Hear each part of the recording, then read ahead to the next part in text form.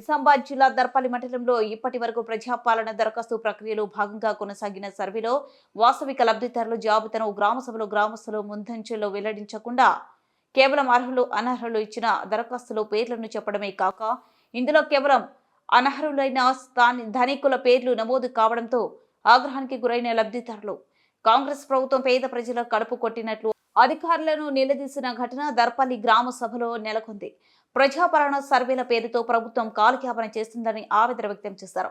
ఇది కాంగ్రెస్ ప్రజాపాలన కాదని దగాపాలన, పనికిమాలిన పాలనగా ప్రజలు వ్యతిరేకిస్తున్నారు.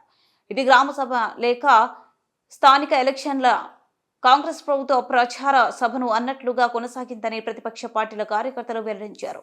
ఈ కార్యక్రమంలో అధికారులు, ప్రజాప్రతినిధులు, గ్రామస్తులు పాల్గొన్నారు. 100 మందికి 2 మందికి ఈ అన్యాయం జరుగుతా ఉంది. ఈ అన్యాయం అర్హులైనటువంటి వాళ్ళకి చూసి అన్ని రేషన్ కార్డు కానీ ఇళ్ల స్థలాలు కానీ ఇల్లు నిర్మించుకోవడానికి చూస్తే అధికారులు ప్రధాన భూమి అనుకుంటున్నారు. మేము పుట్టి పెరిగిన ఎవరికి ఇల్లు లేదు, ఏ సంవత్సరం అన్నట్టు మేము ఎవరికి ఇంకా చేసినా కానీ వస్తారు అంటారు.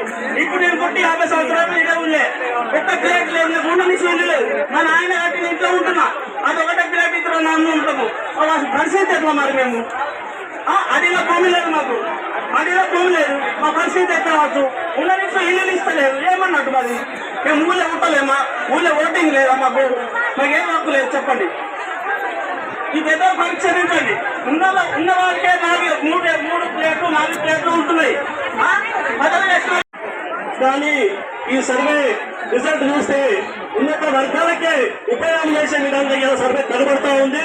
ఎందుకంటే 30 ఎకరాల ల్యాండ్ మనకు పేరు వచ్చిందంటే ఆ సర్వే ఎవరి కోసం చేసింది మనకు పూర్తిగా పేరు వెళ్తా ఉంది.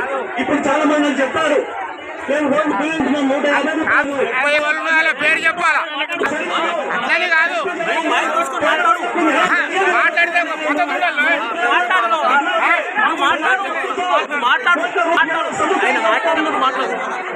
కాదు వచ్చిందంటే మాట్లాడితే ఏమన్నా కానీ ఏమన్నా మాట్లాడితే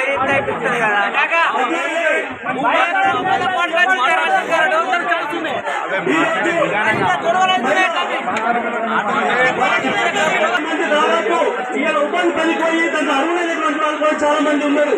కానీ వాళ్ళని సరిగా గుర్తించకుండా వాళ్ళ పనిని కలిసి డాక్టర్లు చేయకుండా ఉండడంతో అనారోగ్యంగా పేర్కొంటున్నటువంటి విషయం మనకు ఏర్పడతా ఉంది. దాదాపు అందరూ మహిళలు వాళ్ళందరికీ అర్హులైనటువంటి వాళ్ళందరికీ మహిళా ఇంద్ర భరోసా స్కీమ్ కూడా అందరికీ వర్తింపజేసే విధంగా చూడాలని కోరుతా ఉన్నాం. ఎందుకంటే ఒంటరి మహిళ ఉన్నటువంటి వాళ్లకు భరోసా లేకుండా చాలా ఇబ్బంది పడి వాళ్ళు కూలీనాలు చేసుకొని కూడా మొత్తం లేనోళ్ళకు లేని లేవు ఉన్నది. ఇప్పుడు లీజులు వచ్చిన వాళ్ళు మొత్తం లీజుల ఇండ్లు ఉన్నాయి, జాగాలు ఉన్నాయి, కొన్ని ఎకరాలు ఉన్నాయి.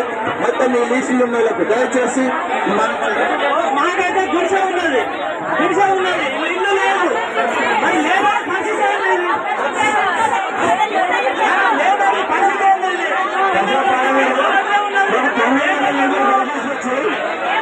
వాళ్ళందరూ కలిసి ఉన్నారు. కళ్యాణం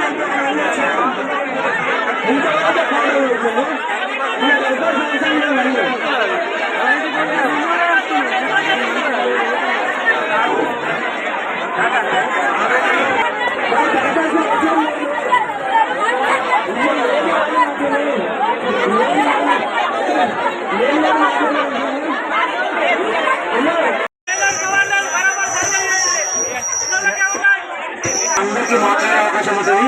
ఎవరు కూడా మధ్యలో మాట్లాడవద్దు.